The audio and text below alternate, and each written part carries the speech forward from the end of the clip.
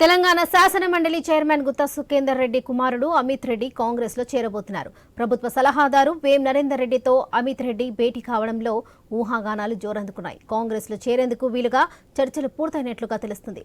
ప్రస్తుతం బీఆర్ఎస్ లో ఉన్న అమిత్ రెడ్డి ఆ పార్టీ నుంచి నల్గొండ ఎంపీ టికెట్ ఆశిస్తున్నారు.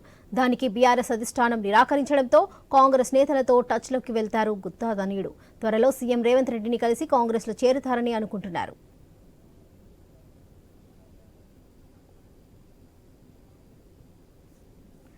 ఇదే విషయంపై మరింత సమాచారం మా స్పెషల్ కరెస్పాండెంట్ సునీల్ అందిస్తారు. సునీల్, చెప్పండి. మండలి చైర్మన్ గుత్తా సుఖేందర్ రెడ్డి తనయుడు అమిత్ రెడ్డి కాంగ్రెస్ లో జాయిన్ అవడం ఖాయమైంది. ఆయన కొద్దిసేపటి క్రితమే సీఎం సలహాదారు వేం నరేందర్ రెడ్డిని కలిశారు. ఆ తర్వాత సీఎం కూడా కలిసే అవకాశాలు ఉన్నట్టుగా కూడా తెలుస్తా ఉంది. గత కొద్ది రోజులుగా ఆయన తీవ్ర అసంతృప్తిలో ఉన్నారు. ఈ క్రమంలో కాంగ్రెస్ నేతలు ఆయనతో మాట్లాడే ప్రయత్నం చేశారు. ఆయన కాంగ్రెస్ లోకి ఆహ్వానించారు. ఆయన అందుకు సిద్ధమై కాంగ్రెస్ లోకి వస్తున్నట్టుగా కూడా మనం చెప్పుకోవచ్చు. అమిత్ రెడ్డి నల్గొండ నుంచి బీఆర్ఎస్ అభ్యర్థిగా పోటీ చేయాలని చెప్పేసి ఆయన అనుకున్నారు.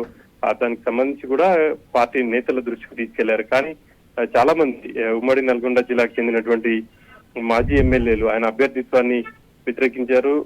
వ్యతిరేకించడంతో ఆయన తీవ్ర అసంతృప్తికి గురై పార్టీ మారాలని చెప్పేసి నిర్ణయం తీసుకున్నట్టుగా కూడా తెలుస్తుంది. ప్రస్తుతం అమిత్ రెడ్డి ఒక్కరే జాయిన్ అవుతారా, ఆయనతో పాటు మరి మండలి చైర్మన్ సుఖేందర్ రెడ్డి కూడా కాంగ్రెస్ లో జాయిన్ అవుతారా అనేది అయితే చూడాలి. మనకున్న సమాచారం ప్రకారం సీఎం కలిసిన తర్వాత అమిత్ రెడ్డి కాంగ్రెస్ లో జాయిన్ అయ్యే ఛాన్సెస్ ఉన్నాయి. ఆ తర్వాత ఇటు గుత్తా సుఖేందర్ రెడ్డి కూడా జాయిన్ అవుతారని చెప్పేసి ప్రచారం జరుగుతుంది. దానికి సంబంధించి అయితే వేచి చూడాల్సి ఉంటుంది. మొత్తం మీద అయితే నల్గొండ జిల్లాలో బీఆర్ఎస్ కి ఇది ఎదురు దెబ్బ అని చెప్పేసి చెప్పుకోవాలి. ఇప్పటికే చాలా మంది నేతలు బీఆర్ఎస్ ని వీడిక ఇటు కాంగ్రెస్ కావచ్చు, అదేవిధంగా బీజేపీలో జాయిన్ అవుతున్నారు. తాజాగా నల్గొండ నుంచి అమిత్ రెడ్డి కాంగ్రెస్ లోకి తొందరలోనే జాయిన్ అవడం బట్టి చూస్తుంటే మరికొంతమంది నేతలు కూడా ఆయన వర్గానికి సంబంధించి మరికొంతమంది కూడా కాంగ్రెస్ లోకి వచ్చే అవకాశాలు ఉన్నాయని చెప్పేసి తెలుస్తుంది. మొత్తం మీద ఇది ఒక షాక్ అని చెప్పేసి బీఆర్ఎస్ కి చెప్పుకోవచ్చు.